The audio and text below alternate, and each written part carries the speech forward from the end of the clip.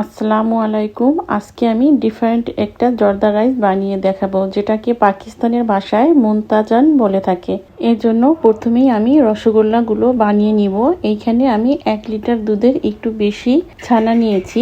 এর সাথে অ্যাড করব 2 টিস্পুন সুজি, 1 টিস্পুন চিনি আর 1 চিমটি বেকিং পাউডার। প্রথমেই আমি ছানাটাকে খুব ভালোভাবে মধে নিব।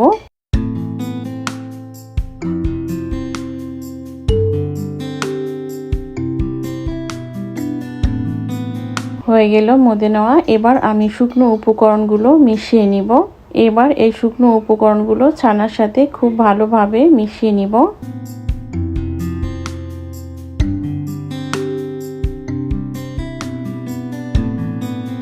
হয়ে গেল আমার মিশিয়ে নেওয়া। এবার এই ছানাটাকে আমি 2 ভাগ করে নিব।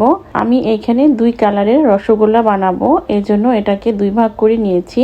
এখানে আমি সামান্য একটু রেড ফুড কালার নিয়ে নিয়েছি। খুব সামান্য পরিমাণে দিবেন, তাহলে এটা একটা পিঙ্ক কালার হয়ে আসবে।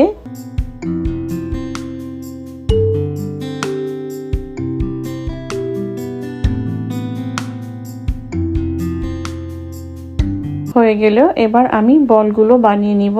এইভাবে আমি ছোট ছোট বল বানিয়ে নিব। আপনারা একটু কেয়ারফুলি বলগুলো বানিয়ে নেবেন, কারণ এগুলো শিরায় দিলে ফুলে ডাবল হয়ে যায়।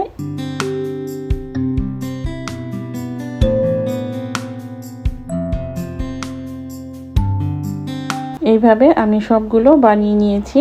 এবার একটা প্যানে দিয়ে দিব 1 কাপ চিনি আর দিয়ে দিব 1.5 কাপ পানি। এবার সামান্য একটু ফুড কালার দিব আর অপেক্ষা করব পানিটা বলক চলে আসা পর্যন্ত।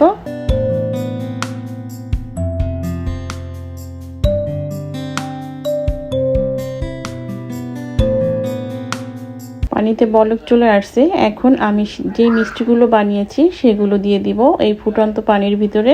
এরপর ঢাকনা দিয়ে ঢেকে আমি অপেক্ষা করব 5 মিনিট। দেখুন 5 মিনিটে এই মিষ্টিগুলো ফুলে কিন্তু ডাবল হয়ে গেছে। এখন আমি আরো 1 কাপের মতো পানি দিয়ে দিব আর ঢাকনা দিয়ে ঢেকে অপেক্ষা করব 10 মিনিট। ফিরে আসলাম 10 মিনিট পরে। এবার আমি একটা মিষ্টি চেক করে দেখাচ্ছি মিষ্টিটা হয়েছে কিনা। দেখুন মিষ্টিটা পানিতে তলিয়ে আছে, তার মানে আমার মিষ্টিটা হয়ে গেছে। এবার আর একটা প্যানে আমি পরিমাণ মতো পানি নিয়ে নিব। আর এইখানে আমি 2 কাপের মতো চাল দিয়েছি। এই চালটা আমি 30 মিনিটের জন্য ভিজিয়ে রেখেছিলাম।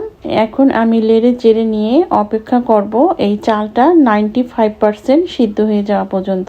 দম বিরিয়ানি আমরা রান্না করলে চালটা কিন্তু 80% সিদ্ধ করি, কিন্তু এই জর্দা রাইসটা রান্না করতে চালটাকে অবশ্যই 95% সিদ্ধ করে নিতে হবে। এবার চালটাকে নামিয়ে নিয়ে আরেকটা বলে দিয়ে দিলাম 2 কাপ চিনি। এর সাথে অ্যাড করব লং, দারচিনি, এলাচ আর দিয়ে দিব 1 কাপ লিকুইড মিল্ক। এইবার এটাকে আমি লেড়ে চেড়ে নিব আর অপেক্ষা করব ফুটে আসা পর্যন্ত। দেখুন এরকম যখন ফুটে আসবে তখন আমি সেই চালগুলো দিয়ে দিব।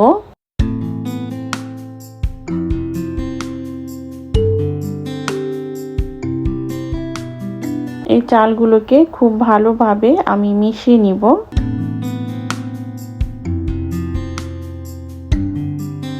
এরপর এর সাথে অ্যাড করব 1/2 কাপের মতো ঘি। এবার এই ঘিটাকেও আমি চালের সাথে খুব ভালোভাবে মিশিয়ে নিব।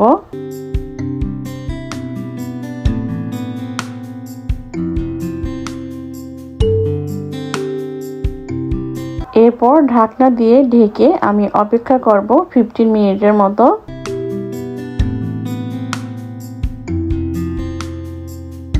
দেখুন 15 মিনিট পরে আমি ফিরে আসলাম। আমার চালটা কিন্তু অলমোস্ট ড্রাই হয়ে গেছে। এখন এর সাথে আমি কিছু ড্রাই ফ্রুট দিয়ে দিব। দিয়ে দিলাম কাজু বাদাম, দিয়ে দিব কাঠবাদাম কিছু, আর দিয়ে দিব কিছু টুটি ফুটি। এখানে আরো দিয়ে দিব কোকোনাট। এই কোকোনাটগুলোকে আমি ভালো মতো ছুরি দিয়ে পিস করে নিয়েছি। আর আমি যে মিষ্টি বানিয়েছিলাম সেই মিষ্টিগুলো দিয়ে দিলাম। আমি কিন্তু আপনাদের পিঙ্কটা বানিয়ে দেখেছি, সেম প্রসেস বলে সাদাটা আর দেখাইনি।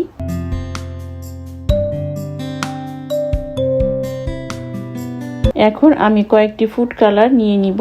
এইখানে আমি 3 ধরনের ফুড কালার দিয়েছি, আপনারা চাইলে দিতে পারেন, না চাইলে নাও দিতে পারেন। আমি প্রথমে গ্রিন কালারটা দিয়ে দিয়েছি, এবার আমি রেড কালার দিয়ে দিব।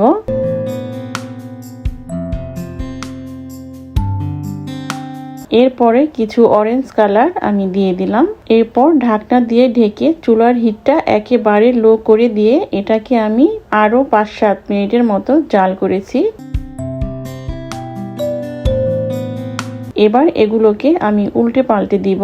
এগুলো পুরোপুরি ড্রাই হওয়ার আগেই কিন্তু চুলাটা বন্ধ করে দিবেন, কারণ এখানে ঘি দেওয়া আছে, আর ঠান্ডা হলে অটোমেটিক এগুলো ঝরঝরে হয়ে যাবে। হয়ে গেল আমার ডিফারেন্ট স্টাইলে জর্দা রাইস। আজকে এই পর্যন্তই, ফিরে আসবো আবার নতুন কোনো রেসিপি নিয়ে ইনশাল্লাহ।